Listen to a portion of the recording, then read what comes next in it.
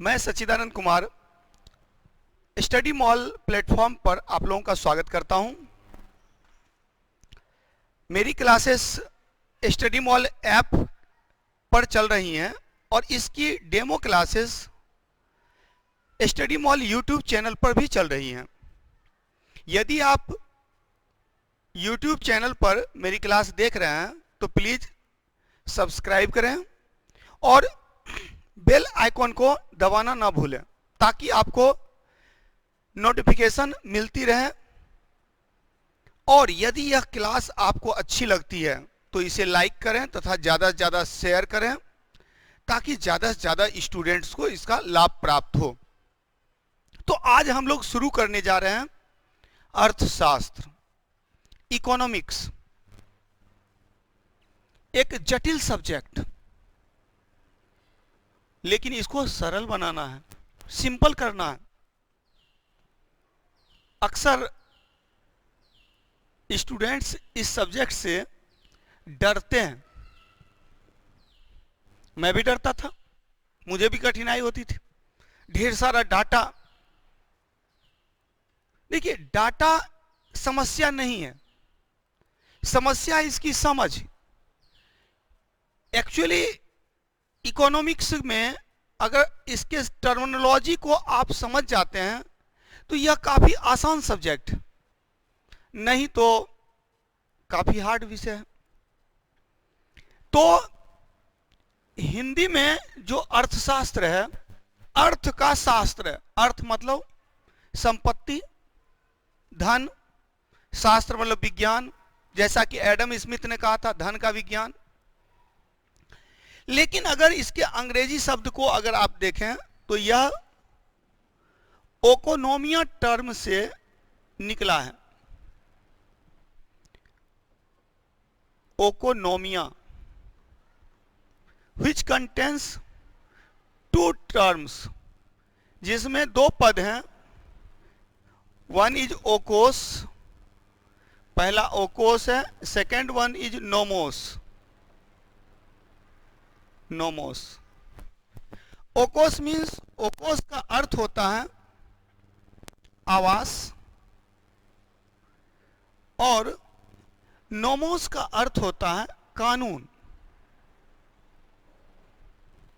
यदि शाब्दिक अर्थों में देखें तो ओकोनोमिया जो इकोनॉमिक्स का उद्भव वर्ड है, ओरिजिन वर्ड है, यह दो शब्दों से मिलकर बना है, ओकोस और नोमोस। ओकोस का मतलब है आवास और नोमोस का अर्थ है कानून। आवास मानव का निवास स्थान, जहां मनुष्य अपनी आवश्यकताओं की पूर्ति करता है। तो स्वाभाविक सी बात है कि यह उस कानून को बताता है जो मनुष्य की आवश्यकताओं की पूर्ति के स्थल से संबंधित है। और इस अर्थ में अगर देखा जाए तो हमारी आवश्यकताओं की पूर्ति अर्थशास्त्र का एक प्रमुख उद्देश्य है। मैं बार बार कह रहा हूं कि अर्थशास्त्र की जटिलता इसके शाब्दिक अर्थ में है। It becomes complex if you don't know the meaning of the terminology used in economics। अगर आप अर्थशास्त्र में शब्दों का अर्थ नहीं जान रहे हैं तो आपको काफी कठिनाइयां होंगी। और इसीलिए हम प्रारंभ करते हैं अर्थशास्त्र की इसकी परिभाषा से। Let's start economics with definition of the economics. और अर्थशास्त्र की परिभाषा की जब हम बात करते हैं तो इसमें अनेक प्रकार की परिभाषाएं दी गई हैं। अर्थशास्त्र की परिभाषा, और जब आप परिभाषा में देखेंगे कि विभिन्न विद्वानों ने अनेक प्रकार की परिभाषाएं दी, तो इसमें जो सबसे पॉपुलर परिभाषाएं हैं उसी पर हम लोग ध्यान केंद्रित करेंगे। सबसे पहले नाम आता है एडम स्मिथ का, जिन्होंने धन संबंधी परिभाषा दिया। In the definition of economics, Adam Smith had given the wealth related definition, धन संबंधी परिभाषा दी, जो आरंभिक सबसे पॉपुलर परिभाषा है। बाद के विद्वान आते हैं, एडम स्मिथ के बाद आप देखिए मार्शल आते हैं, और मार्शल के शिष्य पीगू हैं, उन्होंने कल्याण संबंधी परिभाषा दिया, वेलफेयर रिलेटेड डेफिनेशन दिया।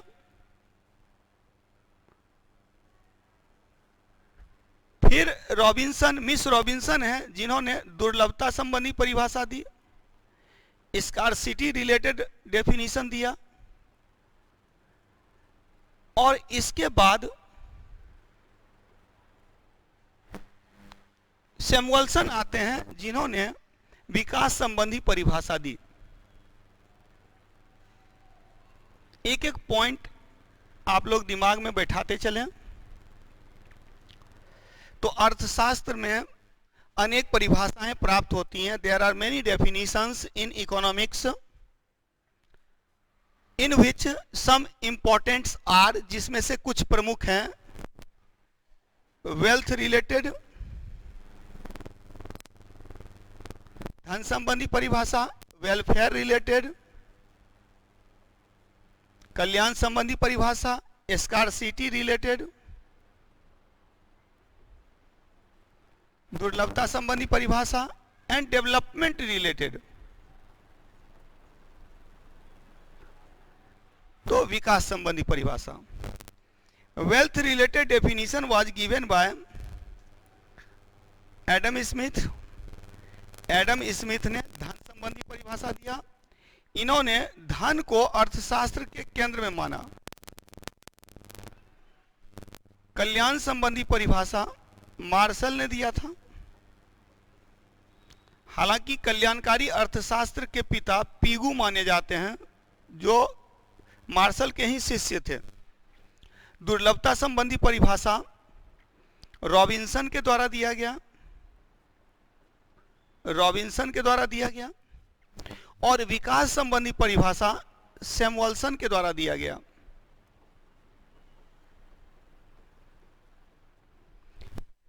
तो शुरुआत होती अर्थशास्त्र की धन संबंधी परिभाषा से ही, जो एडम स्मिथ ने दिया, who is known as the father of economics, अर्थशास्त्र का पिता।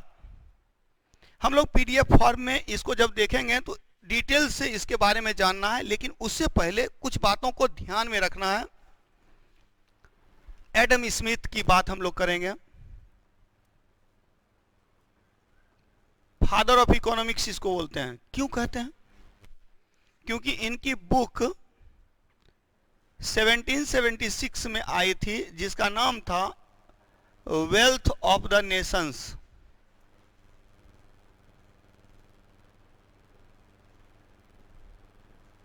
राष्ट्र का धन, हिंदी में याद नहीं करेंगे, याद रखेंगे इसको, wealth of the Nations. Wealth of the Nations book किसने लिखी? एडम स्मिथ ने। एडम स्मिथ का जो कॉन्सेप्ट है वह यह है कि धन को मुक्त रखा जाना चाहिए, वेल्थ को फ्रीडम मिलनी चाहिए। और इसीलिए इनका कॉन्सेप्ट आया था, लेसेज फेयर का कॉन्सेप्ट इन्होंने दिया था। लेसेज फेयर की अवधारणा दी थी। थोड़ा समझिए, प्राचीन काल में क्या होता था? राजतंत्र था, डेमोक्रेसी नहीं थी, लोकतंत्र नहीं था, मोनार्की थी, राजतंत्र था। और मोनार्की में, राजतंत्र में क्या होता है? King was the supreme power. राजा जो था वो सर्वोच्च शक्ति होता था। राजा ने जो कह दिया वही करना है। राजा ने कहा यह सामान बनाना है तो यही सामान बनेगा, दूसरा सामान नहीं बनेगा। लेकिन अगर पूंजीपति वर्ग राजा के कहने पर अगर सामान बनाते और उस सामान की मांग नहीं रहती तो उनके पास सामान रखा रहता, और फिर वो जिस कीमत पर बेचना चाहते वो नहीं मिलता। तो धन को उत्पादन कार्य में लगाने से कोई लाभ नहीं मिलता। इसके कारण से लोग क्या करते थे, धन को छिपा के रखते थे। तो यहीं पर एडम स्मिथ आया। एडम स्मिथ ने कहा wealth should be free from the interference of the king. तो धन जो है राजा के हस्तक्षेप से मुक्त होना चाहिए, और उन्होंने ही लेसेज फेयर की अवधारणा दी। इस प्रकार की अवधारणा से जब धन मुक्त रहेगा तो स्वाभाविक सी बात है पूंजीपति वर्ग अपनी आवश्यकता के अनुसार और समाज के डिमांड के अनुसार सप्लाई करेंगे और उसी अनुसार उत्पादन करेंगे। लेकिन यहां यह महत्वपूर्ण है कि यहां पूंजी को जब फ्री छोड़ा जाएगा तो स्वाभाविक सी बात है जिसके पास पूंजी है उसकी ताकत ज्यादा होगी, यानी इससे पूंजीपति वर्ग शक्तिशाली होगा, और वो जो भी सामान बेचेगा तो वो अपने लाभ कमाने के लिए ही उसका प्रयोग करेगा। और इसी संदर्भ में आप देखते हैं पूंजीवादी अर्थव्यवस्था की नींव रखी जाती है। और तब आगे हम लोग देखते हैं कि अर्थव्यवस्था के कई रूप हैं, लेकिन अर्थव्यवस्था के रूप पे आने से पहले थोड़ा सा समझना होगा कि what is difference between economics and economy. अर्थशास्त्र और अर्थव्यवस्था में क्या अंतर है, इसको समझना बहुत जरूरी है। तो आप देखेंगे कि अर्थशास्त्र और अर्थव्यवस्था में अंतर क्या है। तो अंतर यह है कि यह एक विज्ञान है जिसका व्यवहारिक रूप यह है,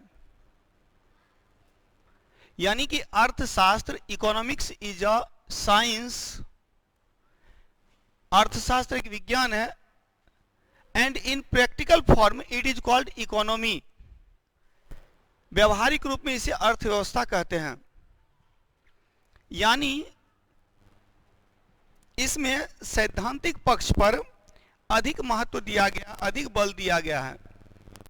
तो अर्थशास्त्र एक सैद्धांतिक संकल्पना है, जबकि अर्थव्यवस्था इसका संबंध मानव जीवन से है, मानव जीवन से। और इसी के अंतर्गत आप देखेंगे कि अर्थशास्त्र में धन का अध्ययन, यानी कि यह अध्ययन की सामग्री है, यह अध्ययन की सामग्री है, मटेरियल ऑफ स्टडी है। और इसी अध्ययन की सामग्री को क्या किया जाता है, तो व्यवहार में लाया जाता है, प्रयोग में लाया जाता है।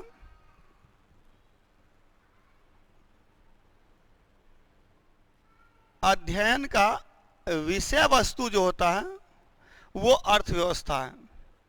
इसीलिए आप देखते हैं कि सामान्य रूप में हम लोग जो अर्थशास्त्र यूज करते हैं वो साधारण अर्थों में यूज करते हैं, लेकिन जब अर्थव्यवस्था कहते हैं तो यह कभी भी अकेले नहीं आता है। मतलब जब मैंने कहा इकोनॉमिक्स, जब मैंने कहा अर्थशास्त्र, तो इससे एक विषय के बारे में जानकारी मिलती है, लेकिन इस विषय का जो विषय वस्तु है वो किसी न किसी अर्थव्यवस्था से संबंधित है। कंटेंट्स यहां से मिलेंगे, लेकिन उस कंटेंट से स्टडी मटेरियल ये तैयार करेगा। तो यही डिफरेंस है, और यही कारण है कि जब आप किसी को बोलते हैं कि अर्थव्यवस्था अच्छी नहीं है तो ये अधूरा पद है। When you say that economy is not good, so it is incomplete sentence, because you have to say what type of economy, which economy. आपको बताना पड़ेगा किस प्रकार की अर्थव्यवस्था, कैसी अर्थव्यवस्था। तो अर्थव्यवस्था के बहुत सारे रूप होते हैं। अर्थव्यवस्था अकेले प्रयोग नहीं होता है। It can't be used, economy can't be used alone. It contains a second word which complete the meaning. Like जैसे भारतीय अर्थव्यवस्था, जैसे इंडियन इकोनॉमी, और विकासशील अर्थव्यवस्था डेवलपिंग इकोनॉमी, विकसित अर्थव्यवस्था डेवलप्ड इकोनॉमी। तो ये आपको समझना होगा कि यह एक विषय है जिसका व्यवहारिक रूप यह है। और इसी संदर्भ में आप देखेंगे विश्व में अनेक प्रकार की अर्थव्यवस्थाएं पाई जाती हैं। तो अर्थव्यवस्था के बहुत सारे रूप हैं। अर्थव्यवस्था के रूप, और इस रूप में हम देखेंगे जो अर्थव्यवस्था के रूप हैं, तो तीन सबसे पॉपुलर रूप है, तीन सबसे प्रचलित रूप है। और वह रूप कौन कौन सा है इसको हम लोग देख लें। एक तो पूंजीवादी अर्थव्यवस्था, समाजवादी अर्थव्यवस्था और मिश्रित अर्थव्यवस्था। पूंजीवादी अर्थव्यवस्था यानी कि जिसमें पूंजी को महत्व दिया गया, पूंजीवादी अर्थव्यवस्था। फिर है समाजवादी अर्थव्यवस्था जिसमें समानता पर बल दिया गया।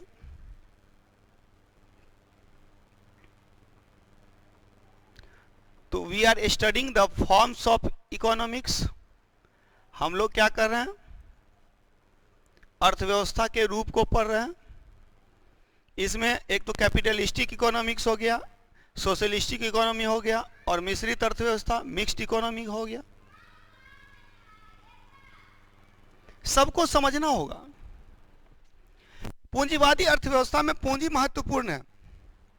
इसका आधार एडम स्मिथ की संकल्पना है। इसमें पूंजीपति पर बल दिया गया है।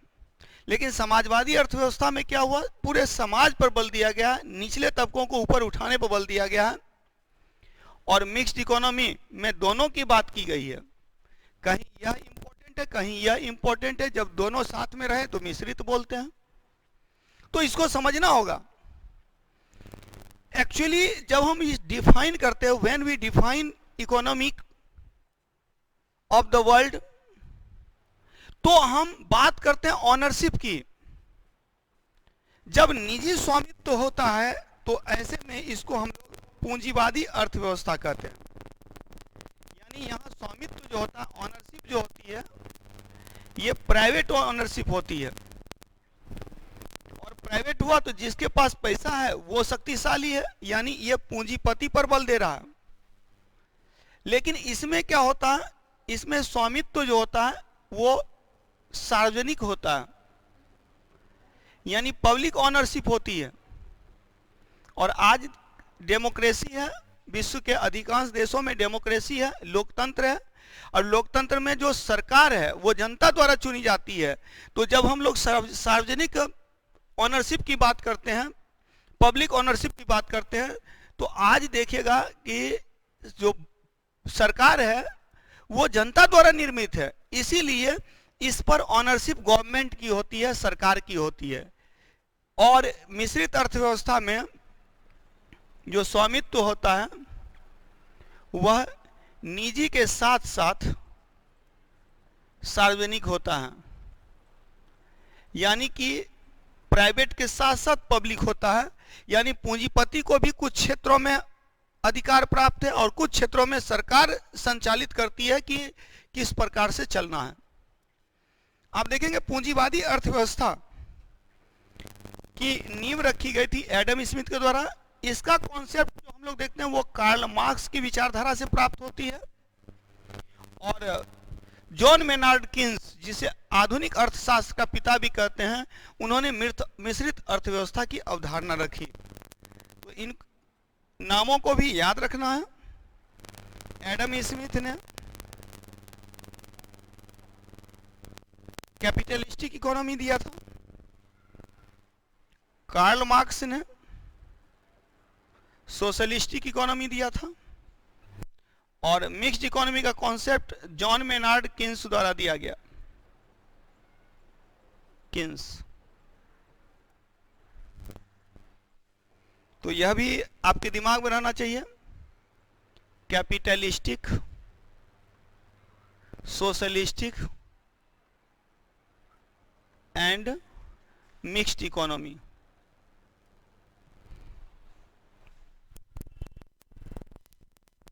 अर्थव्यवस्था के तीन प्रमुख रूप हैं जो विश्व में प्रचलित हैं, और इसमें से शुरुआत होती है पूंजीवादी अर्थव्यवस्था की। आप देखेंगे कि अमेरिका और यूरोप के जो पश्चिमी देश हैं,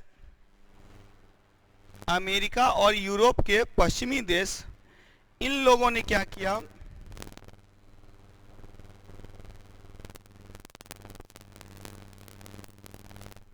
पूंजीवादी अर्थव्यवस्था को सबसे पहले अपनाया।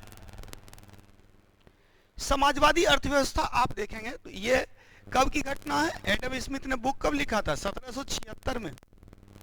तो 1776 के बाद अमेरिका में अमेरिकी क्रांति होती है, तो अमेरिका और पश्चिमी यूरोप ने पूंजीवादी अर्थव्यवस्था को स्वीकार किया। America and western Europe had accepted the capitalistic economy. In 1917 1917 में रूस की क्रांति होती है। रूस व पूर्वी यूरोप ने समाजवादी अर्थव्यवस्था को स्वीकार किया। बाद में आप देखेंगे कि चीन में भी समाजवादी अर्थव्यवस्था दिखाई पड़ती है। आज भी समाजवाद को जिंदा रखे हुए है चाइना। हालांकि यह उग्र रूप है, साम्यवाद है, जिसको एक तरह से तानाशाह की भी संज्ञा दी जाती है। और आप लोगों को एक बात पता होनी चाहिए कि पूरे विश्व में आप देखेंगे कि 1929-31 का जो वर्ष है, 1929 में वैश्विक आर्थिक मंदी हुई। अ ग्रेट वॉल डिप्रेशन इसको कहा जाता है। ग्रेट वॉल डिप्रेशन, महामंदी, पूरा विश्व महामंदी का शिकार हुआ।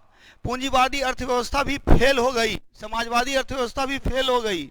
और तब फिर जॉन मेनार्ड किन्स की एक अवधारणा आई कि अर्थव्यवस्था में दोनों प्रकार की अर्थव्यवस्थाएं होनी चाहिए, यानी कि मिश्रित अर्थव्यवस्था। सबसे पहले फ्रांस ने इसको स्वीकार किया था। फ्रांस में 1940 के दशक में इसको अपनाया गया, और बाद में 1940s के बाद आप देखते हैं कि विश्व की धीरे धीरे वर्तमान में लगभग सभी अर्थव्यवस्थाएं मिश्रित अर्थव्यवस्था है। और एक तो आपको याद रखना होगा, जो कई बार क्वेश्चन पूछा हुआ है, भारतीय अर्थव्यवस्था कैसी अर्थव्यवस्था है? मिश्रित अर्थव्यवस्था है। तो भारत की अर्थव्यवस्था मिश्रित अर्थव्यवस्था है।